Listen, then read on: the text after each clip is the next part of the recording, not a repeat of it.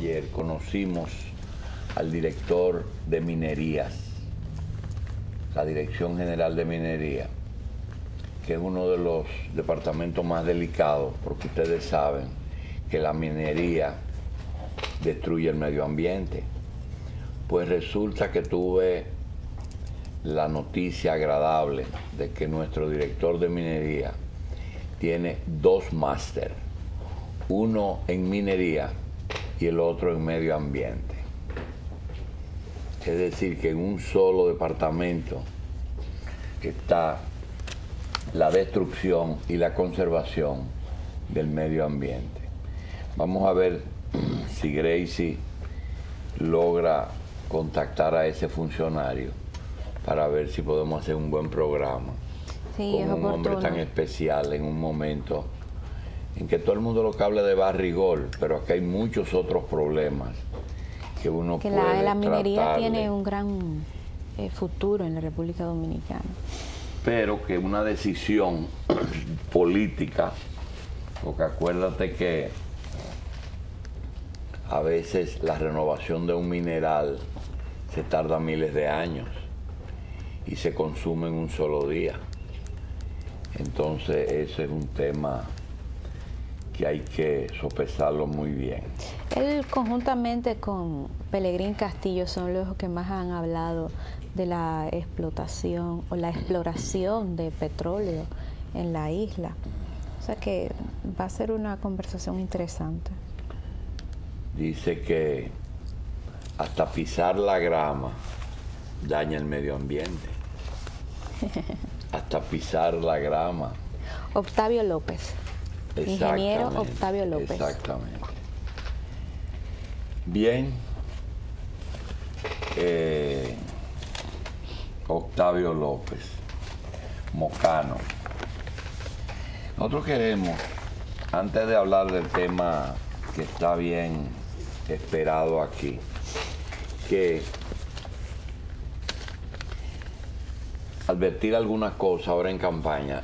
Ya habíamos advertido que la campaña iba a ser agria, que la última parte se iba a poner todavía... Todavía no lo es. Va para allá, va para allá. Y en la medida que avancen los días, ¿verdad? Cuenten solamente las protestas que se anuncian hoy.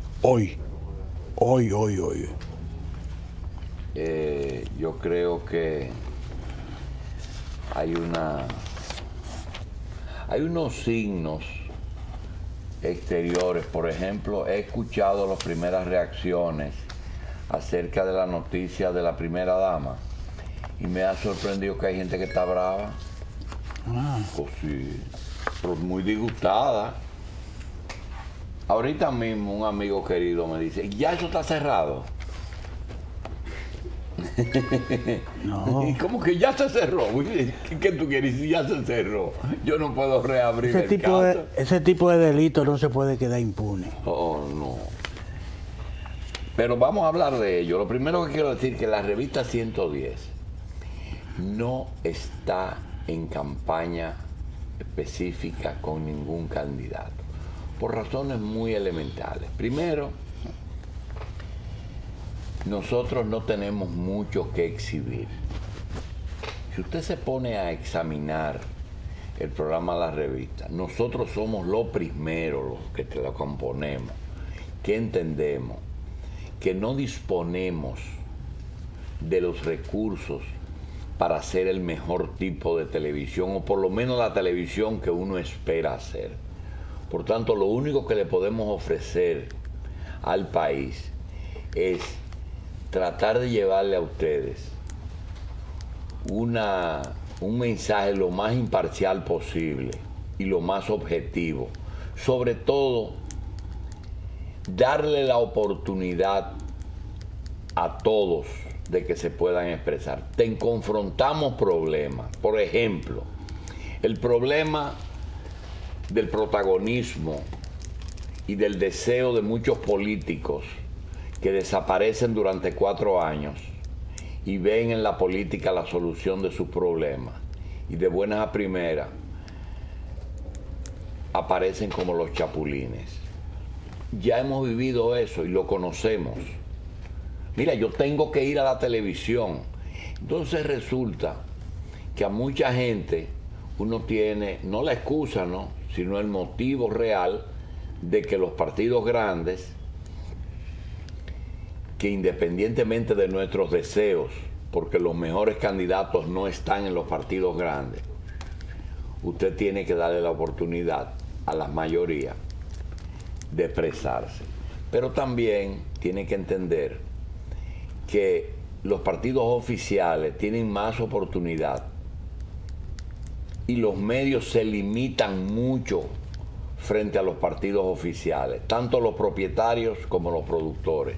Por tanto, nosotros le damos una oportunidad a la oposición para que se exprese, pero necesariamente no somos partidarios de sus ideas, por una razón muy sencilla. Los dos grandes candidatos de aquí, lo principal nosotros lo desconocemos. Por ejemplo, los principales problemas de la nación están siendo tratados a fondo por los dos candidatos. ¿Acaso nosotros conocemos qué se va a hacer frente a la posibilidad de que el presidente de Venezuela le ceda el poder a otra persona por razones de fuerza y esa otra persona o ese otro gobierno cambie de actitud frente a nosotros? ¿Cuál es la alternativa? En caso, hoy vi una noticia que la gente la ve sin mucha importancia. Rusia anuncia que reducirá y controlará los vuelos transiberianos. ¿Y qué le importa un carajo a un dominicano que Rusia limite los vuelos transiberianos? Son los vuelos que se llevan a cabo sobre la zona más grande que tiene el planeta Tierra, que es la Siberia, y que por razones de distancia se le permite usar la quinta libertad, que es el derecho que tienen los aviones de volar a cierta altura sobre cualquier país. No importa y no tienen que pedir, solamente informarlo. Pues ocurre que el elemento que ellos usan es la contaminación del CO2, del ambiente con CO2. Usted sabe lo que significaría que una corriente de que la aviación es contaminante y que procede una reducción de los vuelos comerciales en el mundo, lo que le puede pasar a una isla como República Dominicana, en que la tercera parte de su economía depende del turismo y que la mayoría de su población productiva está fuera del país. Solamente el reducir la entrada y salida por vía aérea de República Dominicana se haría un problema. Si se pone de moda lo que está diciendo Putin en Rusia. Pero podemos hablar del problema haitiano y podemos hablar de la economía. ¿Sabe usted cuántos dominicanos están dedicados a prestar dinero fuera del sistema regulado en la República Dominicana y qué suma de dinero está dedicado al préstamo sin control de las autoridades? No estoy hablando de tarjeta de crédito, que ese es otro mundo. Estoy hablando de que, le voy a dar un dato, hay más de 100 dominicanos, 100, que tienen más de 1.000 millones de pesos dominicanos colocados en el mercado financiero a intereses por encima del 5% mensual. En el informal. hay más de 100 dominicanos que tienen más de 1.000 millones de pesos en el mercado informal. Y posiblemente haya más de 1.000 dominicanos que tengan más de 50 millones de pesos, entre 50 y 100, en ese mismo mercado, a intereses que oscilan entre el 5 y el 7% mensual.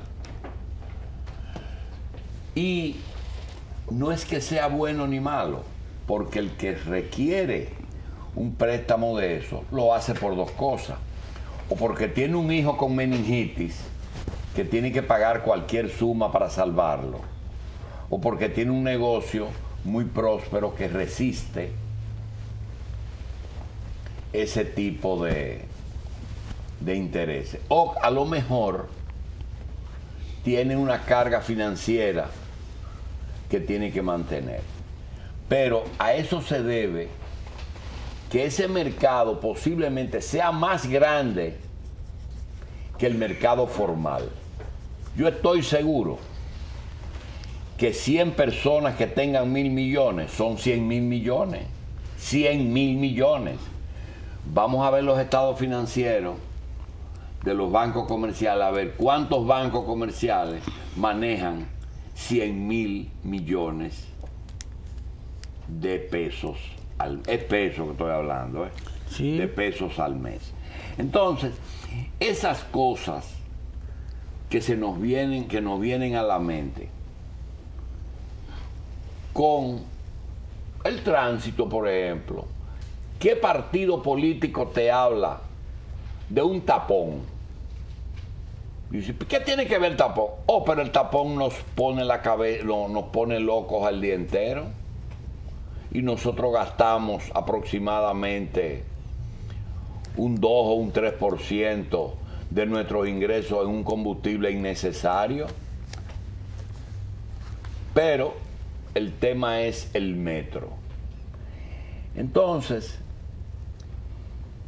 todos esos dos candidatos no me han contestado, ninguno de los dos, preguntas como: un gobierno del presidente Mejía, ¿en qué se va a diferenciar del anterior? No es suficiente que él me diga, ya yo aprendí y voy a corregir mis errores. No, dígame cuáles son sus errores. Un bonito logo amarillo y morado que te diga corregir lo malo, arreglar lo bueno y mejorar. Ajá, dímelo las tres cosas. ¿Qué es bueno para ti? ¿Qué es malo que vas a hacer? ¿Y qué vas a mejorar? Tienes que decírmelo con nombre y apellido. ¿Con quién vas a trabajar? Yo necesito nombres. El PRD me va a salir a mí con los viejos robles. Me va a venir a mí con un gabinete de ancianos. Danilo me va a venir a mí con un gabinete de colaboradores porque me dieron una ayuda para yo ganar. No. Entonces, que gane el mejor y que vengan y digan lo que ellos quieran, pero que no nos metan en su problema, que nosotros no tenemos ningún tipo de esperanza de resolver nuestros problemas por vía política, porque ya hemos pasado por todas esas etapas. Desde el día que a las 10 de la noche, 10:30, comenzamos a ver el 30 de mayo un movimiento extraño en la capital dominicana, motivado por la muerte de Trujillo en la autopista 30 de mayo. Hasta el día de hoy hemos visto, no lo hemos visto todo, pero hemos visto mucho. Y no somos de los que recorremos el mismo camino dos veces. De manera que la revista no está en campaña. Sabemos que hay mucha gente que todos los periódicos del mundo, cuando hay una campaña, eligen un candidato y lo apoyan o lo rechazan. Porque en otros países los candidatos se ponen más claros que aquí.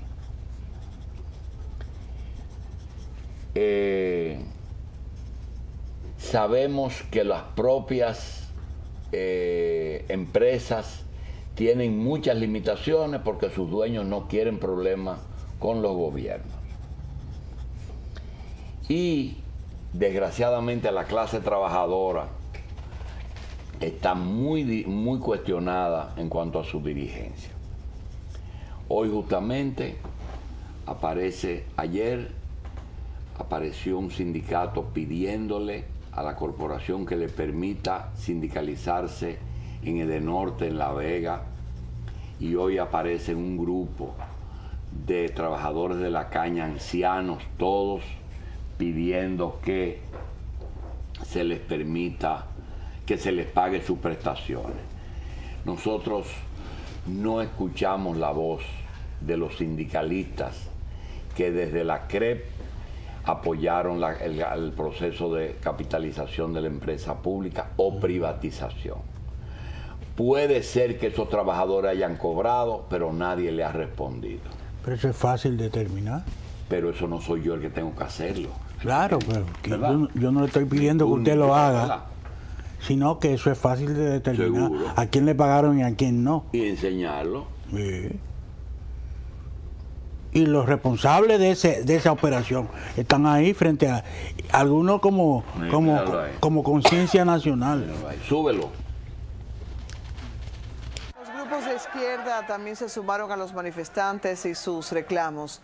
Los cañeros concluyeron su actividad en la Plaza Señor Mío, frente al Palacio Nacional, donde les esperaba un contingente policial.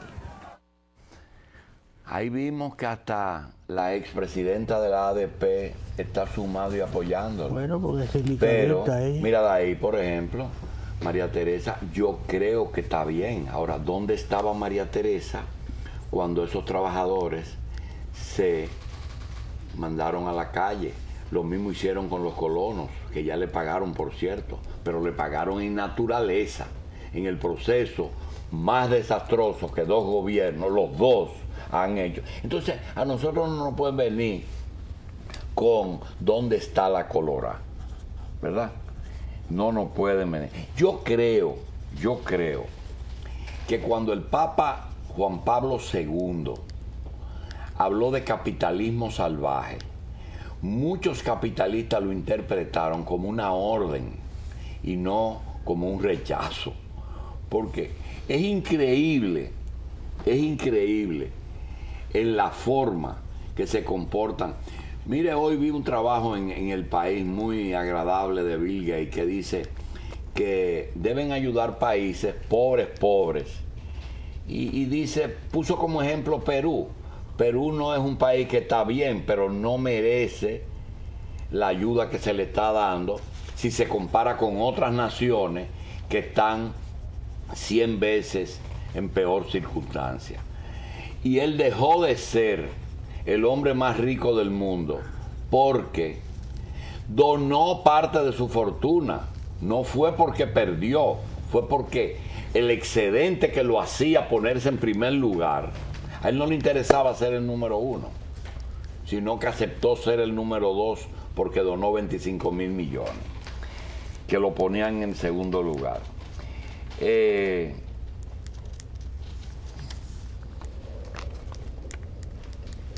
Inocente mariposa, se dice el día 29 de diciembre, que es conmemoración de los santos inocentes, pero que parece que con el traslado de fecha se trajo a febrero. El tema de la famosa cuenta de la primera dama de la República, que antes de hablar de ella queremos decir de que el hecho de que ella esté libre de la acusación no le quita al resto de los funcionarios de descontinuar ciertas prácticas que están llevando a cabo, sobre todo en esta última etapa de un trabajo de zapa que están llevando a cabo. Están actuando como el que se le está quemando una casa y están sacando muebles y enseres y electrodomésticos para que no se queme. Han abandonado sus funciones y lo que están dedicados a preparar su futuro, la mayoría de ellos. Hay lugares que inclusive son frustrantes. Sé que ministros que yo creía que iban a aprovechar este año para hacer cosas y lo que han hecho es echarse, como dicen, están inactivos totalmente. El tema fue el siguiente. La primera dama fue acusada por un periodista exdiputado en Santiago de tener una cuenta de 42 millones de euros en un banco danés.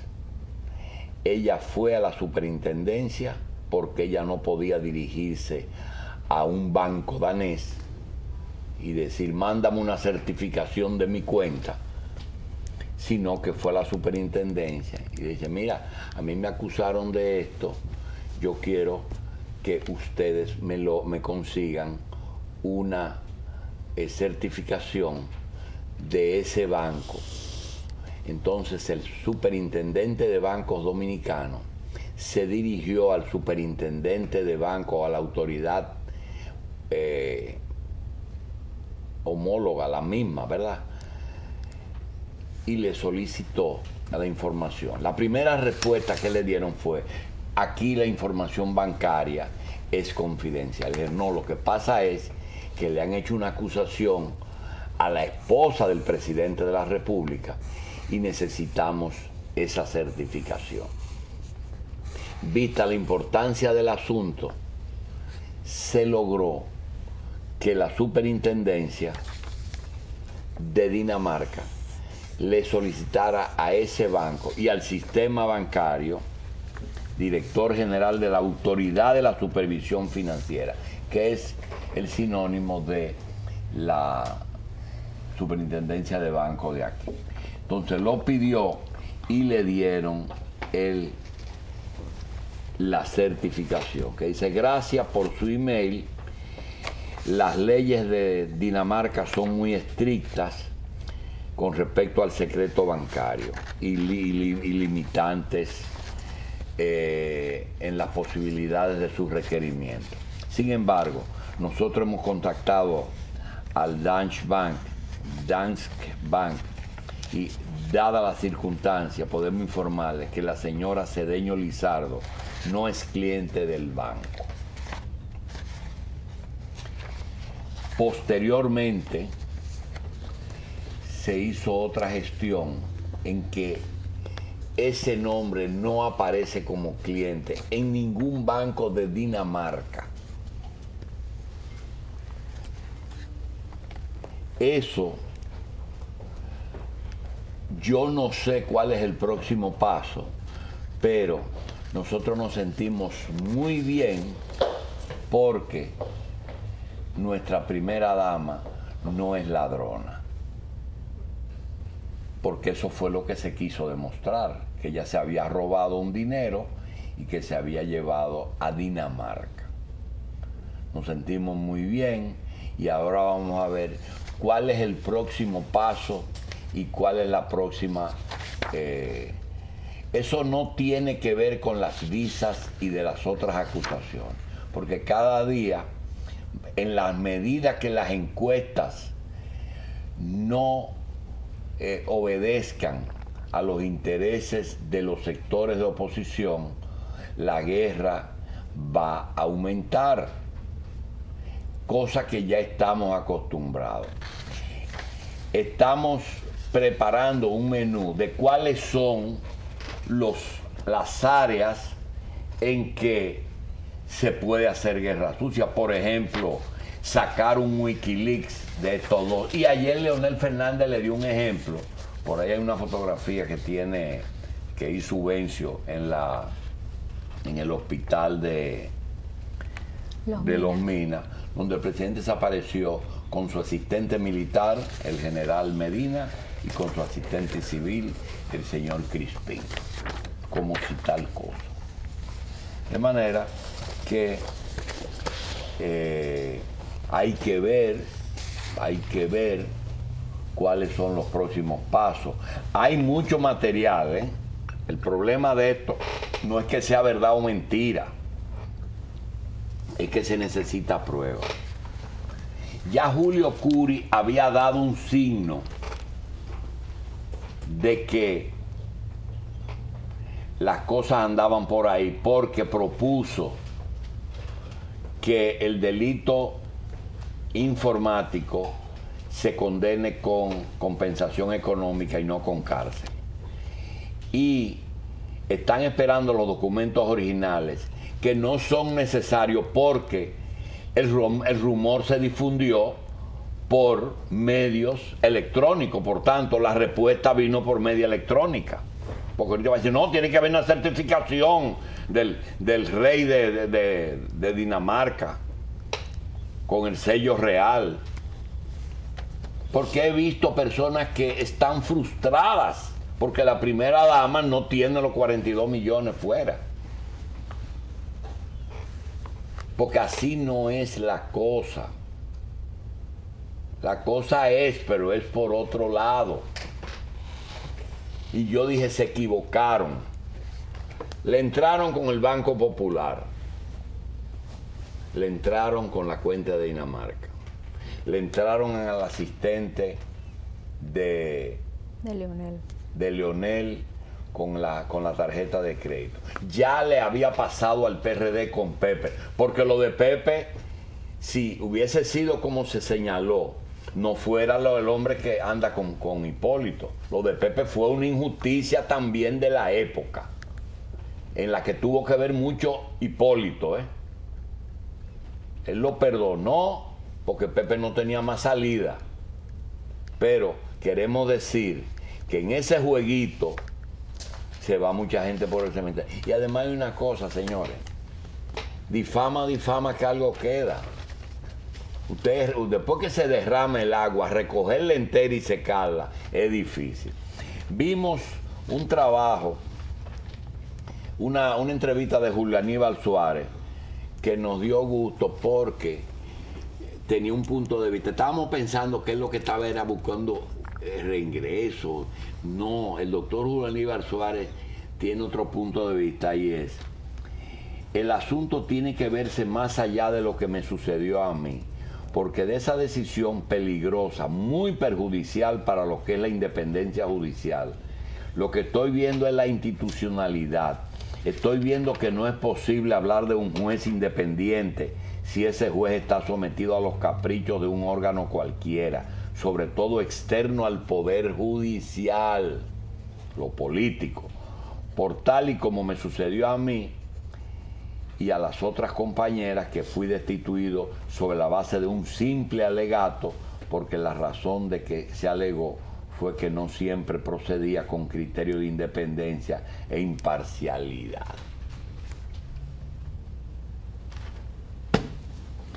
Vamos a pedirle. Oí Altagracia esta mañana y dijo algo interesantísimo que ella le dijeron. Cuando usted cubica un parqueo, usted no puede hacerlo en la forma que se cubica una construcción. Usted coge una casa, mide el área de construcción y dice: esa casa vale $1,200 el metro cuadrado, o 50,000 o 60,000 pesos el metro cuadrado.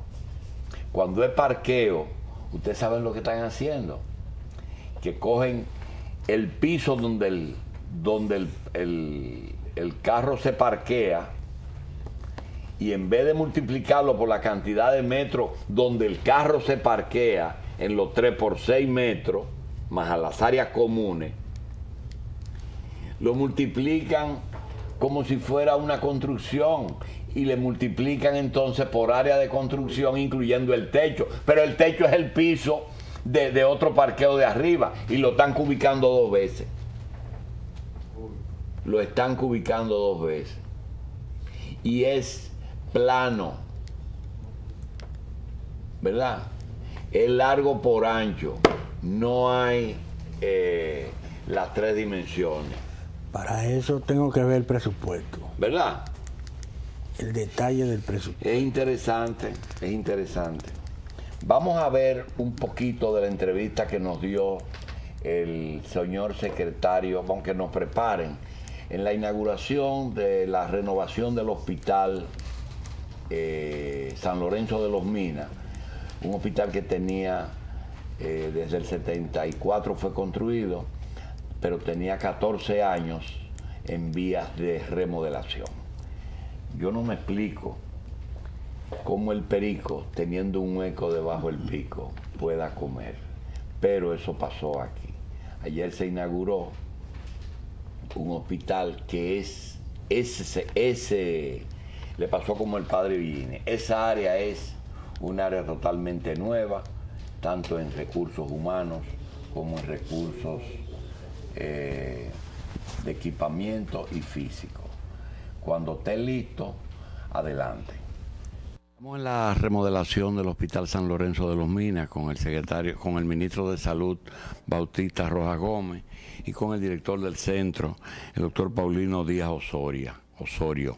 Vamos a conversar con el doctor, que parece que estamos haciendo una costumbre ya inaugurar cosas cada mes, doctor. Padre Villini el mes pasado, ahora vamos con el San Lorenzo. Pero también se están rompiendo otros récords. ¿Cuántos años es que tenía pendiente? Bueno, yo pienso que tenía mucho menos que lo que tú estuviste diciendo, que no íbamos a tener una emergencia en el hospital Darío Contreras, y ya la tenemos. Entonces, bueno, sí, ciertamente aquí hubo una tardanza bastante importante. Eso fue una gran preocupación que, bueno, fue atendida hace aproximadamente año y medio por el presidente Leonel Fernández, que instruyó a que en un paquete de hospitales que comprendía la ciudad de la salud, pues hicieran la remodelación del Hospital Padre Villini, concluyera porque esta es una obra nueva, nunca utilizada. Lo que pasa que se inició por 97, 98, y la verdad que hubo descuido en que se continuara, nosotros lo reconocemos. Sin embargo, era un reto nosotros lograr este sueño que tenemos, que en gran medida, debo decirte, aparte de la voluntad del presidente, tuvo mucho que ver con la experiencia que nosotros hemos vivido en este hospital, cómo se ha asumido el tema de la excelencia hospitalaria y cómo se ha comportado, cómo se ha expresado en indicadores importantes, sobre todo como la mortalidad materna, y cómo ha servido este hospital de ejemplo para nosotros reproducir una experiencia que hemos vivido a través de un proyecto de un hospital por excelencia. Y nada, tarde, pero ya lo tenemos. Bien. Doctor Díaz, el doctor ministro de Salud hizo una referencia que merece que se complete. Él dice, no tanto como cuando tú hablaste del Darío Contreras. Le voy a decir a qué se está refiriendo. En el año 1969, se usaba mucho una calcomanía en los carros que decían, en caso de accidente, llámenme un sacerdote. Y nosotros hicimos una calcomanía que decía, en caso de accidente, no me lleven al Darío Contreras. Porque la situación del hospital llegó a un punto en que usted veía afuera sonografía, rayos X, y yo me preguntaba, bueno, la farmacia está bien, pero ¿por qué un hospital de traumatología tenía que tener laboratorio y cosas enfrente? Y era al punto que llegó el hospital, no solamente la clase médica, sino también la situación del hospital. Entonces apostamos con el secretario de Salud de la época, que era el doctor Ney Arias Lora, que yo iba a hacer un sacrificio, que era bailar en televisión, si él arreglaba el hospital. No lo arregló, doctor. No lo arregló. No, porque no lo arregló, el que tenía que bailar era él. Hoy estamos inaugurando el San Lorenzo de los Minas. Este hospital fue construido en 1974. En ese momento, ¿qué población había en el área? Alrededor yo pienso que había de 8.000 más o menos, pero no tengo el dato total. Pero Los minas y el sector tenían en el 70 300.000 habitantes. Hoy deben andar cerca del millón, de 900.000. Pasa del millón. ¿Cuántos hospitales tienen ustedes en la zona? ¿Este y el Darío? Y el Darío. Y ahora más cerca la Ciudad de la Salud, que comenzó con el NEI Área Lora, con el Hospital Traumatológico. ¿Y el NEI Área descongestiona un poco el área? Sí, el NEI Área descongestiona el área, sobre todo el Darío Contreras y parte de este hospital también. Doctor, durante la remodelación y los 14 años, mucho personal fue desplazado a otros hospitales y ahora tienen que regresar. No, el personal se mantuvo, la gran mayoría del personal se mantuvo aquí en el hospital trabajando. ¿En qué se va a especializar el hospital? El hospital es especializado materno-infantil básicamente, a pesar de que o más bien se dan consultas de las otras especialidades. Hay una cartera de servicio bastante amplia donde se brindan toda la consulta prácticamente. Un médico de oposición decía hoy que un gran problema que puede tener un hospital es la circulación, es decir, cuando usted tiene consulta externa, diagnósticos y pacientes internos, circula mucha gente. Ese problema lo tienen resuelto aquí, que no haya coincidencia. Sí, con el anexo ese problema se resuelve ya la circulación, porque muchos estudios ambulatorios va a estar abajo, no van a tener que subir los pacientes. Y algunos casos que hemos tenido allá en el anexo viejo, pasa eso, que los pacientes tienen que subir a la segunda planta y a la tercera. Con la puesta en ejecución de este anexo no va a pasar eso está resuelto. ¿Es un hospital docente? Un hospital docente que hay 5 residencias en el hospital. De la Universidad Autónoma de Santo Domingo, básicamente. Bien, doctor Rojas, el gran problema cuando uno ve este hospital es que usted piensa que este es un hospital de primera categoría en Estados Unidos. El problema es presupuesto. El presupuesto está previsto para que aquí no haya carencias. Bueno, hoy justamente nosotros instruíamos a la Dirección de Presupuesto de que hay que agregarle, o sea, anexarle $1 millón más a la subvención. Se va a designar personal de enfermería para apoyarlo y el recurso humano que sea necesario para que esto funcione adecuadamente. Ya comenzó a designarse una buena parte de personal, pero con la visión que se tiene del tema de los servicios de salud, de que no con lo que se escribió en un periódico hace 2 días, de que esto es un hospital del pueblo, o sea, esto no es privatizar ni nada que se parezca, pero esto es un hospital que está habilitado. Es decir, que el que tenga su seguro va a pagar la cuota correspondiente de la ARS. Bueno, eso hay que hacerlo. O sea, para nosotros poder sostener el hospital, estimular a los médicos para que trabajen, o sea, se dediquen mucho más a las enfermeras, pues aquí yo me imagino que entre el 20 y el 25% de las personas que vienen pertenecen al régimen contributivo. O sea, eso puede recuperar una gran cantidad de dinero.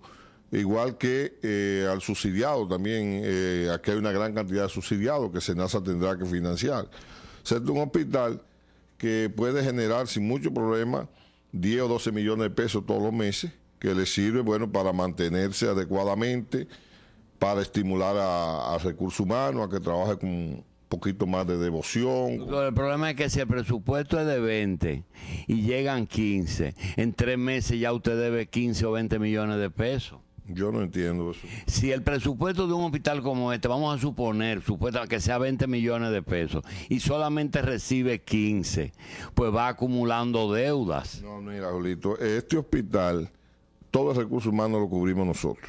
O sea que el personal viene de la Secretaría. O sea, aquí se invierte alrededor de 28 millones de pesos en nómina. Entonces, bueno, nosotros vamos a suministrar unos 6 millones de pesos para los gastos adicionales de los gastos normales, pero el hospital podría generar entre 8 y 12 millones de pesos todos los meses, siempre y cuando, y eso tiene que ser así. O sea, las administradoras de riesgo de salud, las ARS, tienen que firmar un contrato con el hospital. De lo contrario, tenemos que acogernos a una resolución de la CISARRIL que establece que las emergencias hay que pagarlas sin que medie un contrato. Ahora, para mediar un contrato, lo que tiene que haber es la habilitación. El hospital está habilitado y lo que presenta el hospital aquí es más que suficiente como para... Y cuando usted habla de un estímulo al personal, ¿a qué se está refiriendo? No, que hay que pagarle adición, o sea, hay que darle... ¿Por tiempo o por paciente? No, por trabajo, por servicio prestado. O sea, porque no es lo mismo. Ustedes van a auditar el trabajo de los médicos. Tiene que auditarlo el hospital. O sea, no es lo mismo que un médico cirujano haga 10 cirugías en una semana que otro que haga una a la semana. O sea, ese hay que estimularlo y hay que estimularlo financieramente, no de otra manera. Los pergaminos muy bonitos, pero hay que darle. Bien.